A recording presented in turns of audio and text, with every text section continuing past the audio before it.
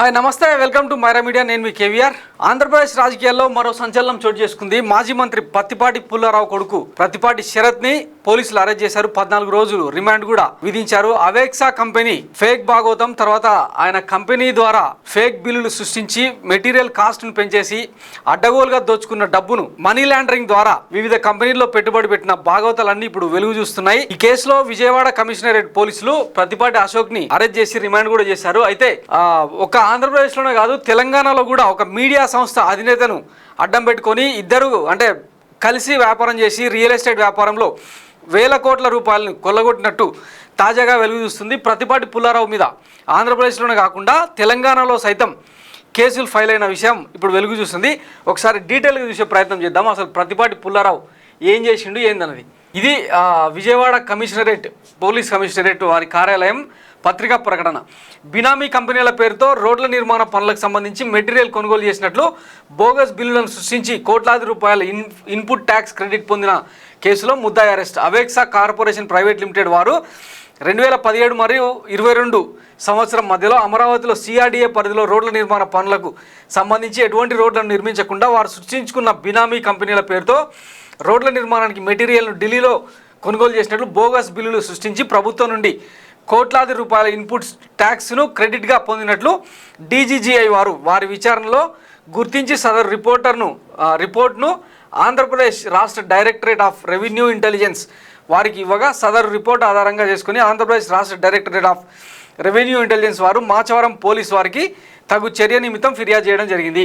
సదరు ఫిర్యాదుపై మాచవరం పోలీస్ వారు crime number 63/2024 U/S 420 409 467 471 477A 120B R/W 34 IPCగా కేసులు నమోదు చేసి ఫిర్యాదులో పేర్కొన్న విధంగా దర్యాప్తు చేయగా అవేక్సా కార్పొరేషన్ ప్రైవేట్ లిమిటెడ్ కంపెనీకి సంబంధించిన డైరెక్టర్లు అంతా కుమ్మకై మోసపూరితంగా రోడ్ల నిర్మాణం చేయకుండా నిర్మాణం చేసినట్లుగా దొంగ బిల్లులను సృష్టించి ఆ బిల్లులను ఉపయోగించి మారుమూల గ్రామాల్లో బ్యాంకులలో అకౌంట్లను తెరిచి వాటిని ఉపయోగించిన షెల్ కంపెనీల ద్వారా ఇన్పుట్ ట్యాక్స్ క్రెడిట్ క్లెయిమ్ చేసి కోట్లాది రూపాయలను ప్రభుత్వ ఖజానాకు గండికొట్టినట్లుగా తేలింది. ఈరోజు సదర్ కేసులో ముద్దాయి అయిన అవేక్సా కార్పొరేషన్ ప్రైవేట్ లిమిటెడ్ కంపెనీ అప్పటి అడిషనల్ డైరెక్టర్ ప్రత్తిపాటి శరత్ను అరెస్ట్ చేయడం జరిగింది.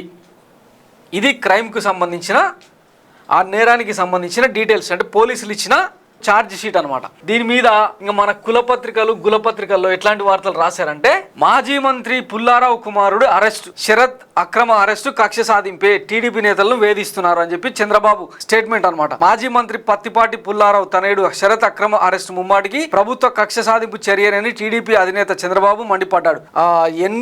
ఎన్నికల వేళ జగన్ కక్ష సాధింపు రాజకీయాలు తీవ్రమయ్యాయని ధ్వజమెత్తారు. ప్రభుత్వ ప్రేరేపిత ఉగ్రవాదంతో వ్యవస్థలను అడ్డం పెట్టుకుని టీడీపీ నేతల్ని వేధిస్తున్నారని ఆరోపించారు. శరత్ అరెస్ట్ ఇందులో భాగమేనని విమర్శించారు. 40 రోజుల్లో ఇంటికి పోయే వైసీపీ ప్రభుత్వానికి అనుబంధ విభాగ సభ్యులుగా పనిచేస్తే అధికారులు మూల్యం చెల్లించక తప్పదని చంద్రబాబు హెచ్చరించారు. కాగా వచ్చే ఎన్నికల్లో వైసీపీకి ఓటమి తప్పదని బలమైన టీడీపీ నేతలే లక్ష్యంగా సైకో జగన్ పన్నుతున్న కుతంత్రాలను తిప్పికొడతామని టీడీపీ జాతీయ ప్రధాన కార్యదర్శి లోకేష్ స్పష్టం చేశారు. జగన్ దిగిపోయే ముందైనా సైకో చేష్ట లాపకపోతే భారీ మూల్యం చెల్లించాల్సి వస్తుందని హెచ్చరించారు. తండ్రిని రాజకీయంగా ఎదుర్కోలేక అక్రమ కేసులతో వేధింపులకు పాల్పడుతున్నారని టీడీపీ రాష్ట్ర అధ్యక్షుడు అచ్చెన్నాయుడు ఆరోపించారు.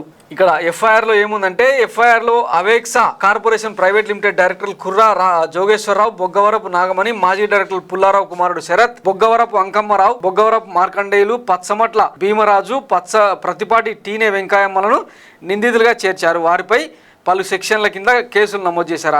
అవేక్సా కార్పొరేషన్ ఇంతకుముందు స్వాతి కన్స్ట్రక్షన్ ప్రైవేట్ లిమిటెడ్ పేరుతో ఉండేది. దీని ప్రధాన కార్యాలయం హైదరాబాద్ బంజారా హిల్స్లోని సాగర్ సొసైటీ 2వ నంబర్ రోడ్లో 8.2.3269 S41లో ఫ్లాట్ నెంబర్ 41లో ఉంది. దీనికి బ్రాంచ్ కార్యాలయాలు విజయనగరం, నెల్లూరులో ఉన్నాయి. ఈ సంస్థ కాంట్రాక్ట్ పనులను నిర్వహిస్తోంది. GSTIN 37 AAIC S9943 S2ZU కింద రిజిస్టర్ అయింది. ఈ కంపెనీ కొన్ని సంవత్సరాలుగా ఐటీసీ సక్రమంగా చెల్లించడం లేదు. హైదరాబాద్ డీజీజీఐ ఈ సంస్థకు షోకాజ్ నోటీసులు జారీ చేశారు. 16 కోట్ల జరిమానా విధిస్తూ డిమాండ్ నోటీసులు ఇచ్చారు. అవేక్సా సంస్థ 2017 నుంచి 22 వరకు మార్చి వరకు ఎలాంటి రసీదులు లేకుండా తప్పుడు మార్గంలో ఇన్పుట్ ట్యాక్స్ క్రెడిట్ చేసింది. సో ఇది కేసుకు సంబంధించిన పూర్వాపరాలు. ఇక్కడ నేరము స్పష్టంగా కనిపిస్తుంది. దానికి సంబంధించి పోలీసులు ఎంక్వైరీ చేసి ఆయనను అరెస్ట్ చేశారు, అదుపులోకి తీసుకున్నారు. దీనికి కక్ష సాధింపేంది? మనం అరెస్ట్ అయితేనేమో అప్రజాస్వామిక చర్య, రాజ్యాంగాన్ని కూని చేసి అక్రమంగా అరెస్ట్ చేసి అని స్లోగన్లు ఇస్తాం. అదే అవతల వాళ్ళు అయితేనేమో 1,00,000 కోట్ల దొంగ అది ఇది అని చెప్పి మనం పచ్చపత్రికల్లో వార్తలు ఇస్తాం అనమాట. ఇక ఇదే పత్తిపాటి పుల్లారావు ఏం జరిగినా సీఎందే బాధ్యత అని ఆరోపిస్తుండనమాట. నా కుమారుడిని తీసుకెళ్లి 14 గంటలు అవుతున్నా ఆచూకీ లేదు. అతడేమైనా హత్యలు చేశాడా, అత్యాచారాలు చేశాడా? ఆ కంపెనీలో శరత్కు ప్రమేయం లేకపోయినా ప్రథమ ముద్దాయిగా పెట్టారు. రాజకీయ కక్ష కారణంగానే ఆచూకీ తెలియజేయడం లేదు. నాకు చంద్రబాబు చిలుకలూరుపేట టికెట్ ఇచ్చిన కొన్ని గంటల్లోనే ఈ కేసు నమోదు చేశారు. టీఆర్ఐ విభాగం సీఎం చెప్పు చేతల్లో ఉంటుంది. ప్రతిపక్షాలను ఇబ్బంది పెట్టడమే జగన్ లక్ష్యం. ఇటువంటి అక్రమ కేసులను ఆపాలి.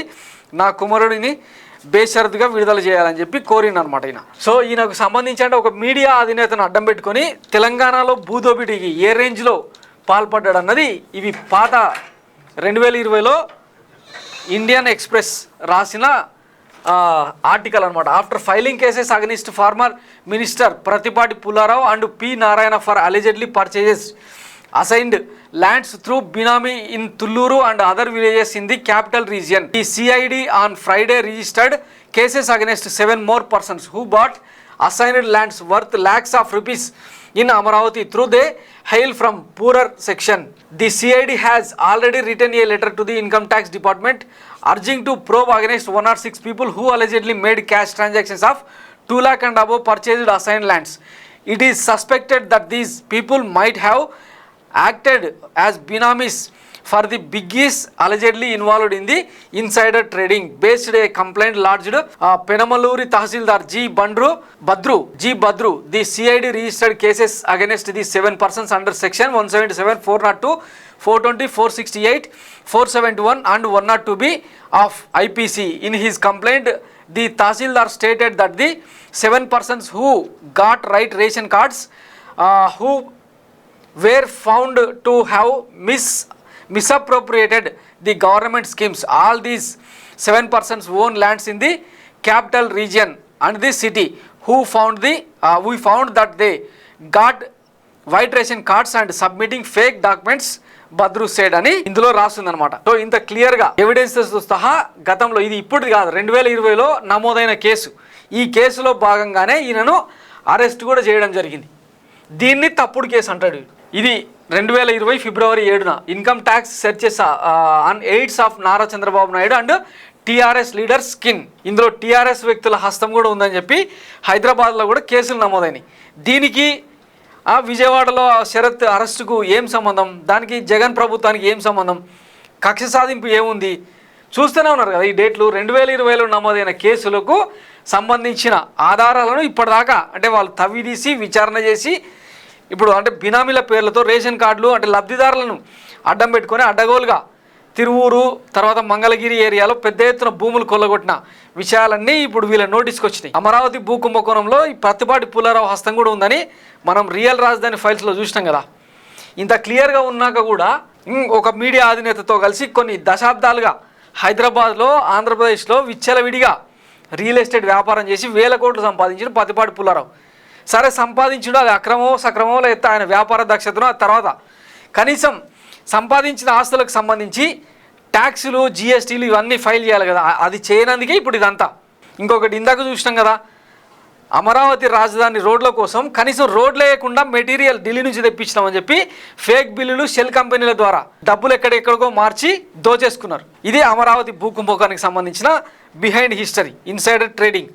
ఇట్లాంటి వాళ్ళని అరెస్ట్ చేస్తే కక్ష సాధింపని తండ్రి మాట్లాడతాడు, చంద్రబాబు మాట్లాడతాడు.